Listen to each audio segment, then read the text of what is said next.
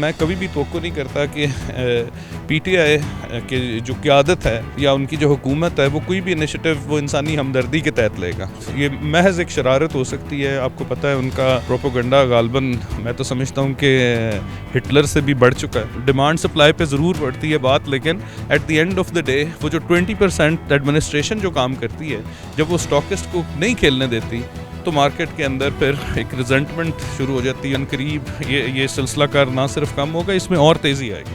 السلام علیکم، میں ہوں عتیق ملک اور آپ دیکھ رہے ہیں پاکستان ٹوڈے نیوز. ناظرین، اس وقت ہمارے ساتھ پاکستان مسلم لیگ نون کے ایم پی اے کاشف بڈیار صاحب موجود ہیں. ان سے بات کر لیتے ہیں. کاشف بھائی، آپ کے وقت کا بہت شکریہ. یہ بتائیے گا کہ کے پی کے نے اناؤنس کیا تھا کہ ہم پنجاب سے گندم خرید لیں گے، لیکن خبریں گردش کر رہی ہیں کہ پنجاب گورنمنٹ نے پابندی عائد کر دی ہے کہ پنجاب سے گندم باہر نہیں جائے گی. اس بارے میں کیا موقف؟ جی بہت شکریہ.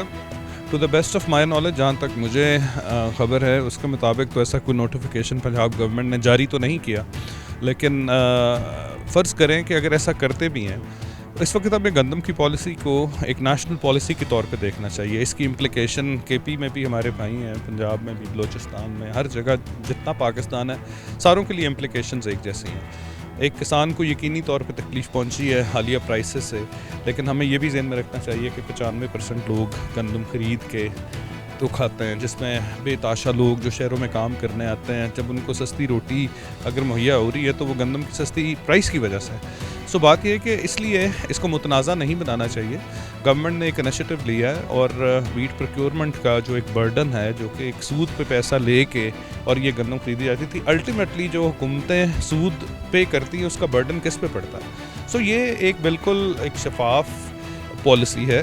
اور موومنٹ والی بات آپ کو پتہ ہے، میں زیادہ اس طرح کی تنقیدی گفتگو نہیں کرتا، لیکن میں کبھی بھی توقع نہیں کرتا کہ پی ٹی آئی کی جو قیادت ہے یا ان کی جو حکومت ہے وہ کوئی بھی انیشیٹو وہ انسانی ہمدردی کے تحت لے گا. یہ محض ایک شرارت ہو سکتی ہے. آپ کو پتہ ہے ان کا پروپیگنڈا غالباً میں تو سمجھتا ہوں کہ ہٹلر سے بھی بڑھ چکا ہے.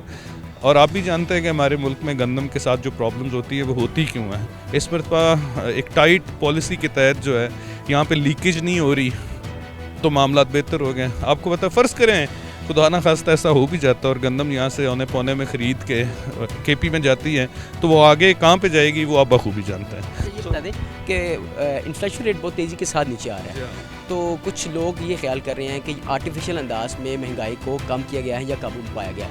تو کیا مستقل طور پر مہنگائی کو قابو پایا گیا یا آرٹیفیشل انداز میں بنایا گیا؟ اصل میں یہ جو لفظ آرٹیفیشل ہے، پہلی بات تو یہ ہے کہ آرٹیفیشلی بھی جیسے کرنسی ریٹس جو ہیں اس کے اندر یہ آپ کی ایک رجیم پہ ڈیپینڈ کرتا ہے کہ گورنمنٹ اس میں انٹرفیئر کرتی ہے کہ نہیں.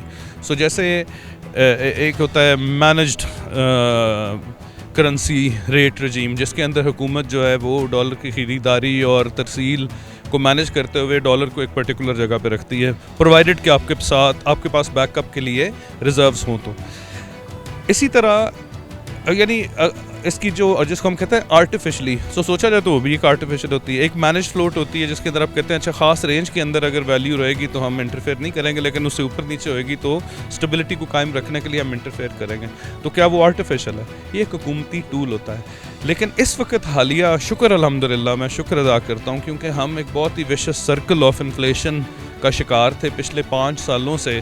یعنی کہ 2019 سے جو سلسلہ کار انفلیشن کا شروع ہوا وہ بڑھتے بڑھتے اس حد تک ہو گیا تھا کہ پورے مارکیٹ کے اندر جیسے کہتے ہیں نا کہ اسٹیبلٹی نام کی چیز نہیں تھی رہ گئی، کاروبار کا کوئی فائدہ نہیں تھا رہ گیا. گھبراہٹ کا عالم بہت زیادہ ہو گیا تھا کہ آج کوئی چیز 10 روپے کی لی ہے تو صبح پتہ لگتا تھا کہ وہ 12 کی ہو گئی ہے. ایسے ماحول کے اندر نہ کاروبار فلرش کرتا ہے اور اوبویسلی پھر اکانومی جو ہے وہ ڈاؤن دا ڈرین ہو جاتی ہے. آپ نے دیکھا ہوگا پچھلی دور حکومت کے اندر پاکستان جب سے بنا ہے یہ پہلی مرتبہ ایسا ہوا کہ ہمارا نیگیٹو گروتھ بھی ہوا. تو یہ ساروں کے پیچھے انفلیشن کا بھی ایک کلیدی کردار ہوتا ہے.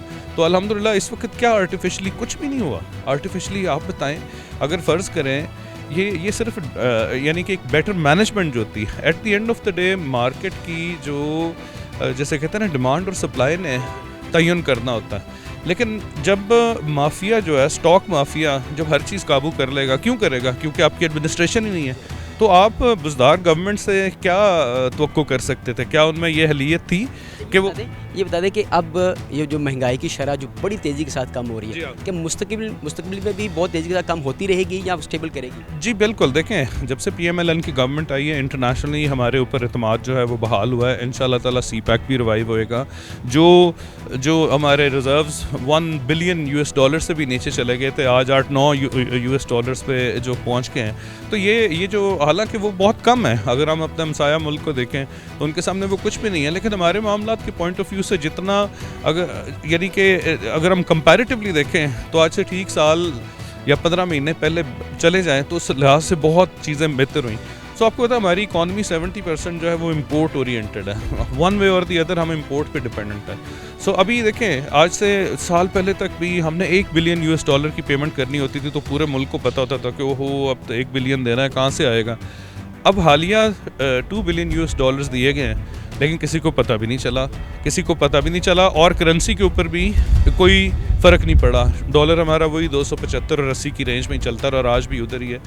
اس لیے اب چونکہ کرنسی سٹیبل ہوئی، وہی 320 اوپن مارکیٹ میں ڈالر مل رہا تھا، آج ماشاءاللہ 275-76 پہ. میں آپ کو بڑے وثوق کے ساتھ کہتا ہوں، اپنے تجربے سے، کچھ میرا بیک گراؤنڈ ہے ایسا کہ میں پریڈکٹ کرتا ہوں کہ اس ڈالر نے انشاءاللہ تعالیٰ خاص طور پہ سی پیک کی بحالی کے بعد اس میں کافی کمی جو ہے وہ متوقع ہے. اور جب ہماری ایک کروشل ان پٹ، آپ سمجھ لیں کہ ہمارا جو ڈالر ہے وہ ہماری ان پٹ ہے، خواہ وہ پیٹرول کی صورت میں، خواہ وہ میرا مطلب ہے را مٹیریلز کی صورت میں، دوائیوں کی صورت میں. آپ کہہ لیں کہ جب ہمارا را مٹیریل نیچے جائے گا تو یقینی طور پہ جو ہے انفلیشن ختم ہوتی جائے گی. اور اسی سپیڈ کے ساتھ ہی جو آپ کو یاد ہوگا جب پی ایم ایل این نے گورنمنٹ چھوڑی تو اس وقت انفلیشن کا ریٹ سنگل ڈیجٹ تھا، 7% یا 6% تھا. تو انشاءاللہ تعالیٰ ہمارا اب بھی یہی ٹارگیٹ ہے کہ یہ وہاں پہ چلا جائے.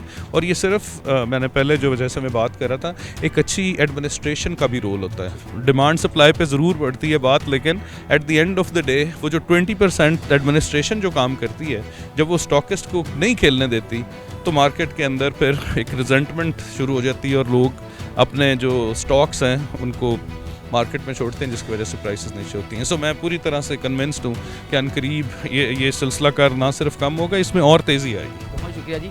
بہت تیزی کے ساتھ جو انفلیشن ریٹ کم ہو رہا ہے اور پریڈکٹ یہ کر رہے ہیں کہ آئندہ دنوں میں بھی مہنگائی کی شرح میں بہت تیزی کے ساتھ قابو پایا جائے گا اور ملک پہ جو ہے وہ کاروباری معاملات اور جو بہت تیزی کے ساتھ لوگوں کے اندر ایک ریزرویشنس جو پیدا ہو رہی تھی کاروبار کے حوالے سے، بزنس کے حوالے سے، وہ ختم ہو جائیں گی اور پاکستان کے حالات جو ہیں پہلے سے بہتر ہونا شروع ہو جائیں گے. گفتگو کر رہے تھے ہمارے ساتھ کاشف بڈیار صاحب، ان کے وقت بہت شکریہ. امید آپ کو یہ پروگرام پسند آیا ہوگا. فی الحال مجھے دیجیے اجازت، دیکھتے رہیے پاکستان ٹوڈے نیوز.